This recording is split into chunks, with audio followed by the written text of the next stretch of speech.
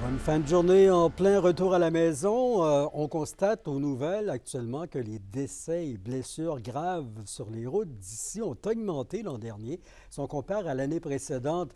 Un malheureux et terrible constat que révèle, Anthony, le plus récent bilan routier de la Société de l'assurance automobile du Québec.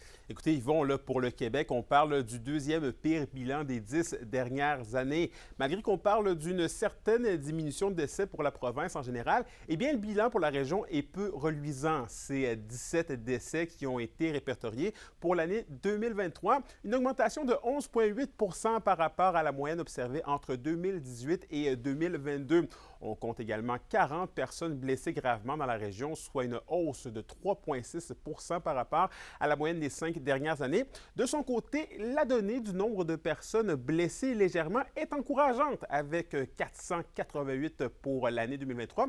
On parle d'une diminution de 18 par rapport à la moyenne des 5 dernières années. Je vous propose d'écouter Maxime Brault de la SAC sur les populations à risque d'accident de la route.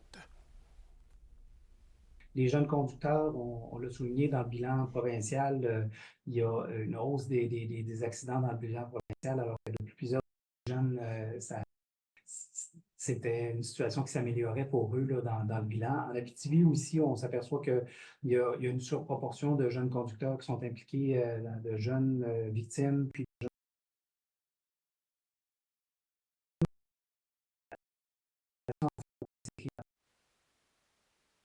Et qu'est-ce qui, selon les experts, là, explique la différence de chiffres qu'il y a entre le reste de la province et chez nous dans la région? Écoutez, Yvon, Maxime Brault avance que la majorité des accidents dans la région surviennent lors de longs déplacements dans des zones de 90 km/h.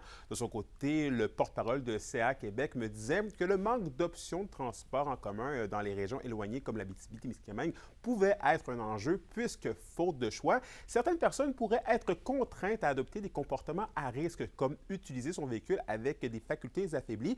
En ce sens, les prochaines années seront primordiales pour augmenter la prévention selon eux.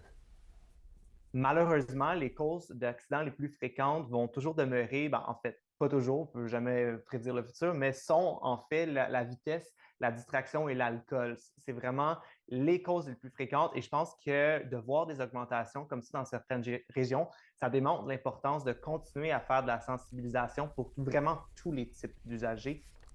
Donc, terminons un peu sur du positif, puisque Maxime Brault de la SAC nous dit que, de manière globale, il observe une baisse de 5 de l'ensemble des victimes d'accidents par rapport à 2022. Ben, roulons prudemment. Merci, Anthony. Je vous en prie. Et il y a 25 personnes qui ont dû être évacuées à Val-d'Or ce matin. C'est qu'un important incendie s'est déclenché vers 8h30 sur le boulevard Forêt, un immeuble de 60 logements près de l'hôpital. Une trentaine de pompiers du service incendie s'y sont déplacés pour maîtriser l'élément destructeur qui, selon les pompiers, a pris naissance dans la cuisine d'un logis au deuxième étage. Personne n'a été blessé gravement. Et il n'y a pas de décès, ça c'est le constat. Les dommages sont estimés à 25 000 et 25 citoyens, donc, ont pu recouvrer leur appartement au cours de la journée.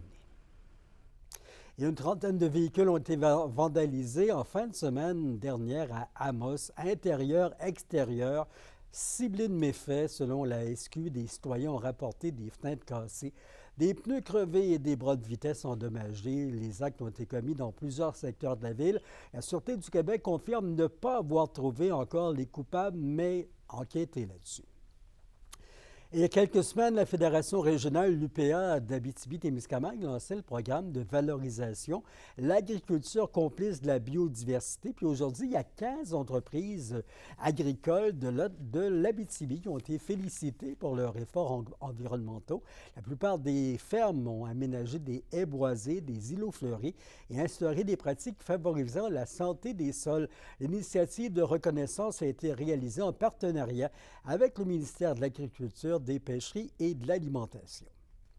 Le projet de vlog policier SQTV a remporté il n'y a pas longtemps un prix lui permettant d'aller en Belgique présenter son projet, en plus d'échanger avec les policiers de là-bas. Le but est de mieux comprendre des façons de faire dans les différents milieux pour éventuellement améliorer les choses. Détail avec Alexis Dumont. Le vlog policier rayonne à l'international. On a été invité à se rendre là-bas et à présenter cette initiative-là.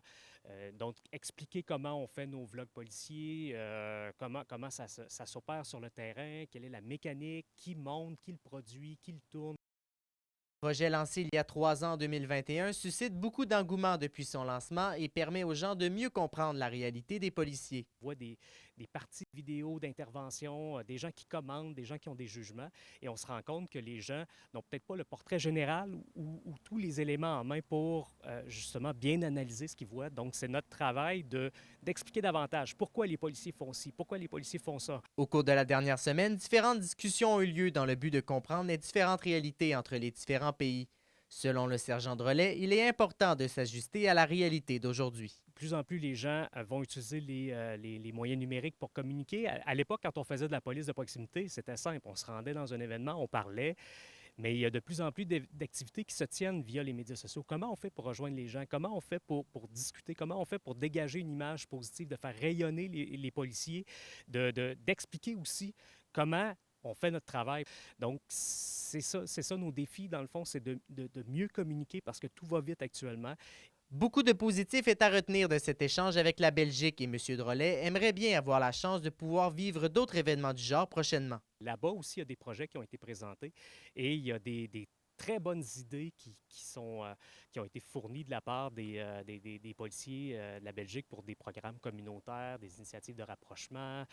Donc, il y a certaines choses qu'on pourrait même peut-être exporter ici. C'est des échanges qui sont enrichissants. Est-ce qu'il devrait y en avoir plus? Je suis mal placé ou je ne peux pas vraiment vous le mentionner, mais ce que je peux vous dire par contre, c'est que si les occasions se présentent, bien, à ce moment-là, c'est des occasions uniques qu'il faut pas rater. Alexis Dumont pour RNC Nouvelles. Les belles conditions météo permettent aux travailleurs de nos villes d'effectuer les travaux nécessaires. En ce moment, plusieurs peuvent occasionner des entraves importantes à Rouyn-Noranda. Le rang Lavigne est en ce moment fermé. Alors qu'on procède à la réfection de la chaussée, vous irez heureusement, et il était temps. Selon le site web de la ville, les travaux s'effectuent entre les numéros civiques 4180 et 4239, passé le quartier Granada, direction Bellecombe. Un détour de plusieurs kilomètres est prévu. Et mercredi, un autre ouvrage qui s'entame, rue Jacques-Bibeau, où la circulation va se faire en alternance.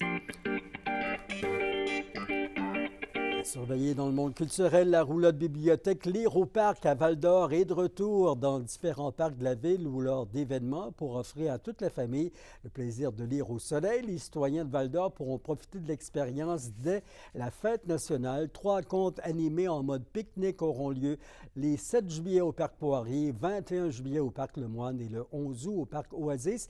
La roulotte bibliothèque sera disponible tout l'été et l'horaire est sur le site du culturel. À Val-d'Or, aujourd'hui, 180 personnes de la région, c'est à voir avec des gens avec un handicap différent là, qui sont présentes au Centre multisport Fournier pour une journée d'activité sportive adaptée. C'est dans le cadre de la tournée À vos marques. Et notre région est le 5e arrêt du circuit provincial qui fait le tour quand même de 6 secteurs hors des grands centres. Altergo, qui organise la tournée, chapeaute une compétition bien connue de parasport depuis 39 ans à Montréal. Le but de la tournée, c'est de venir aux gens de la région pour que tous puissent bouger. Ce soir et cette nuit, ça reste dégagé en Abitibi-Témiscamingue. Il va faire 9 degrés, un peu moins frais. Pour demain, on aura alternance soleil-nuages dans tous les secteurs. Ce sera ensuite dégagé en après-midi et un beau 23 à 25 degrés. Le petit aperçu pour vendredi, le soleil qui va laisser place à des averses au nord comme au sud. Il fera autour de 20.